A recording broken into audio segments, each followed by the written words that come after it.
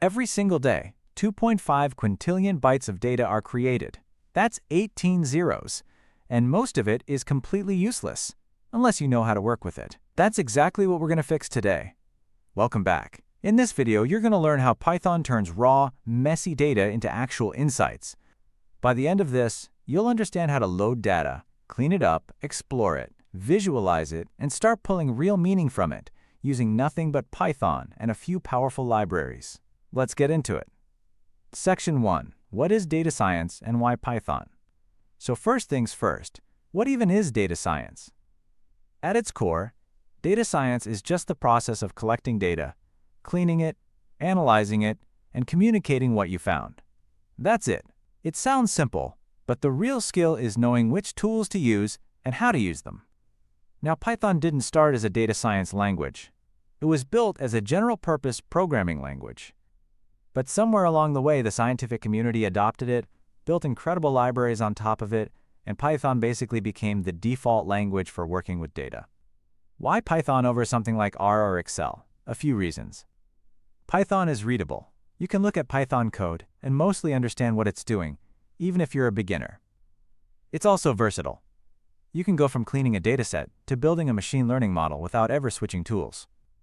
And it has a massive community, which means if you're stuck, someone has already solved your problem.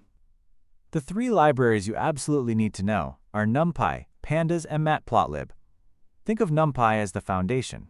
It handles numerical operations at speed. Pandas is your data table manager. It's how you load, reshape, and clean data. And Matplotlib is your drawing board. It turns numbers into charts. Here's a question worth sitting with. If data is everywhere, what separates people who use it from people who just swim in it? Section 2. NumPy, the engine under the hood. Alright, let's talk about NumPy. The name stands for Numerical Python, and it exists for one reason, to handle large arrays of numbers fast. Really fast. In regular Python, if you want to add two lists of numbers together element by element, you'd write a loop. That works, but it's slow when you're dealing with millions of values. NumPy replaces that loop with something called a vectorized operation, which basically does all the math at once under the hood. You start by importing NumPy, typically written as import NumPy as NP. Then you create what's called an ND array, which is just a multidimensional array. A 1D array is like a list. A 2D array is like a spreadsheet, with rows and columns. A 3D array is like a stack of spreadsheets. What makes NumPy powerful is that you can do operations on entire arrays in a single line, multiply every value by 2, find the mean, calculate the standard deviation. These are one-liners in NumPy that would take several lines of standard Python code.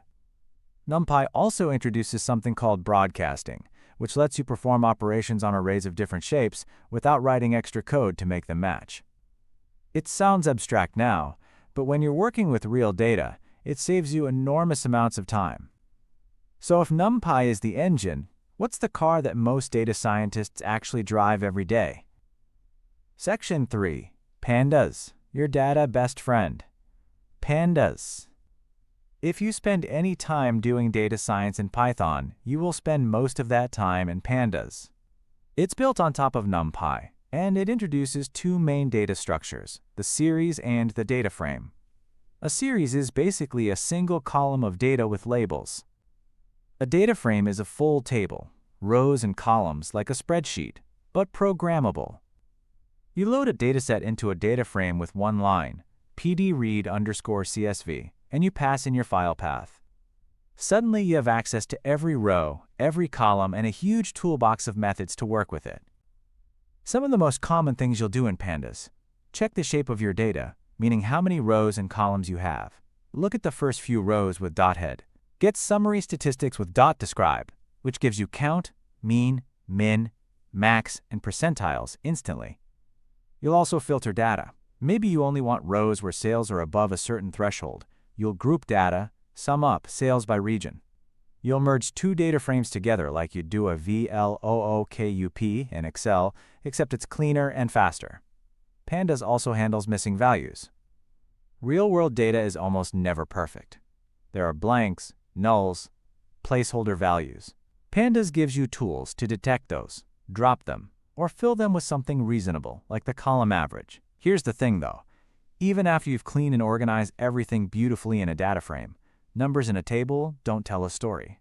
So how do you make people actually understand what the data is saying?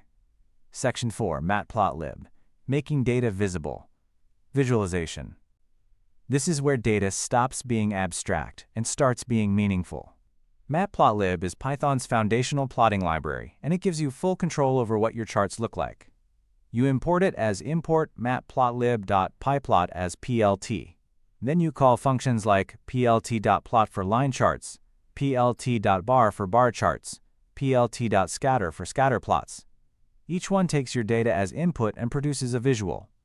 The basic structure is always the same. You set up your data, you call a plot function, you add labels and a title, and then you call plt.show to display it. Line charts are great for showing change over time. Bar charts compare categories. Scatter plots show relationships between two variables, which is incredibly useful when you're trying to figure out if one thing influences another. You can customize everything: colors, line styles, font sizes, grid lines, figure size. Matplotlib gives you the building blocks. It can look a little verbose compared to fancier libraries like Seaborn, but understanding Matplotlib first means you'll understand what every other visualization library is doing underneath. What's the point of a beautiful chart if you don't know what question it's answering? That brings us to the most important step of all. Section 5, Exploratory Data Analysis, Asking the Right Questions. Exploratory data analysis, or EDA, is the process of understanding your data before you try to draw any conclusions. It's less about code and more about curiosity. You start with questions. What does this dataset represent? What's the time range? Who collected it and how? Then you look at distributions. Are your values spread evenly or clustered? Are there outliers pulling your averages in weird directions? You look at correlations. Does one variable tend to move with another? You check for patterns across categories. You ask whether the data even makes sense, given what you know about the real world. EDA is where you catch problems. A column that was supposed to be numeric but got loaded as text. A date range that seems impossibly wide. Duplicate rows. Weird spikes in the data that might indicate a recording error. This phase takes time, and many beginners want to skip it and jump to the exciting stuff. Don't. The insights you surface during EDA are what make everything downstream actually trustworthy. Data science isn't magic. It's just asking good questions and having the tools to answer them. Python gives you those tools. And that's a wrap on data science in Python. You've covered the big picture of why Python dominates this space, how NumPy handles heavy numerical lifting, how Pandas helps you manage and clean real-world data, how Matplotlib turns numbers into visuals, and how exploratory data analysis ties it all together with the right questions. If this video helped you, hit that like button. It genuinely helps this channel reach more people who are trying to learn Python. Subscribe so you don't miss the next video, where we go deeper into data visualization and start building real projects. And drop a comment right now. What dataset would you most want to analyze if you could analyze anything? I read every single one. See you in the next one.